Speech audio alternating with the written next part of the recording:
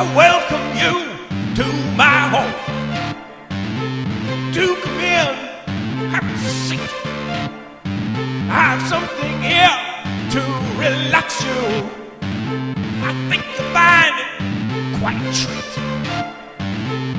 If you find me sounding insane, it's just the absence of talking. It's just the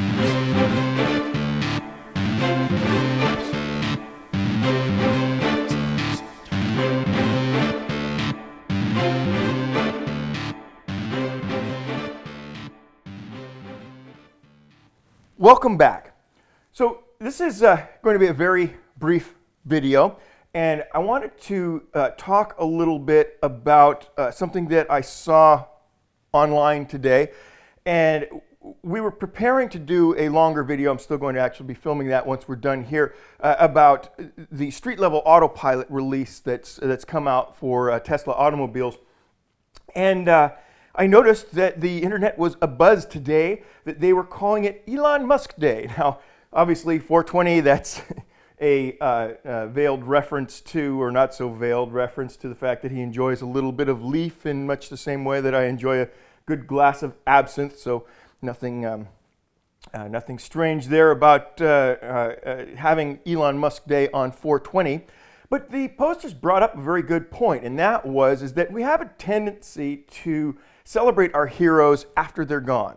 And it's appropriate in Elon Musk's case, perhaps, that we give a little credit where credit's due while the man is still producing and with us, and able to realize how much he is appreciated for what he's already done, not to mention everything that he's got lined up to do in the future.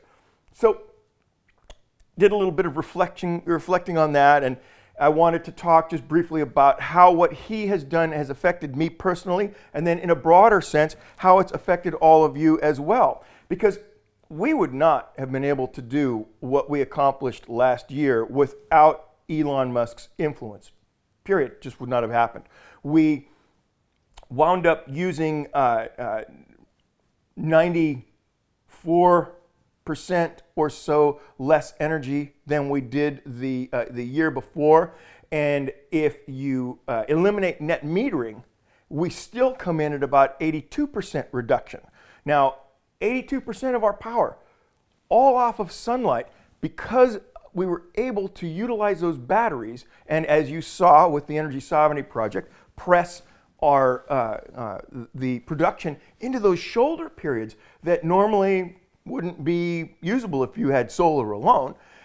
And then there's the car.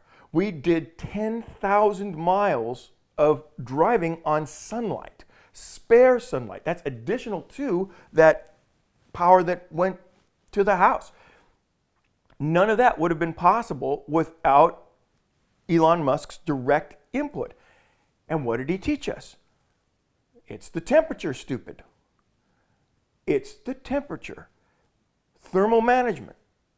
That was something that none of the other legacy automobile manufacturers have put together. It was certainly nothing that any of the legacy battery manufacturers had put together. This was Elon Musk's insight and the insight of the rest of them at Tesla Cars and Tesla Energy, as they developed the batteries and figured out ways of keeping the battery within its acceptable range so that it didn't deteriorate, didn't eat itself alive.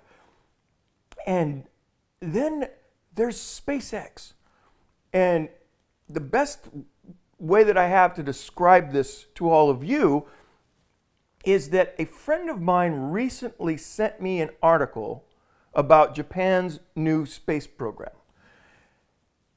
I read 3 paragraphs, discovered that they were not going to be using reusable rockets, and I stopped reading.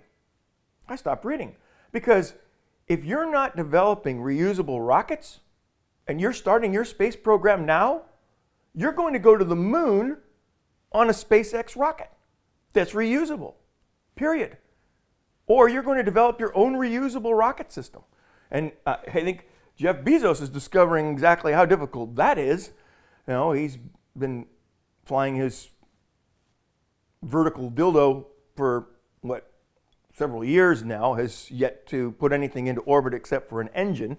All the while, Elon Musk is now building reusable rockets in a gravel parking lot with a couple of sheds.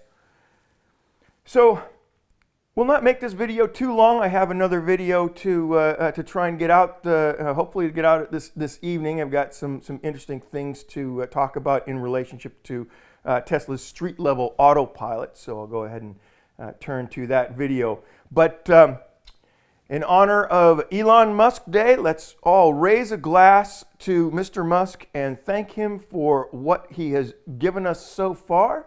Wish him all the best and keep cranking it out, Elon.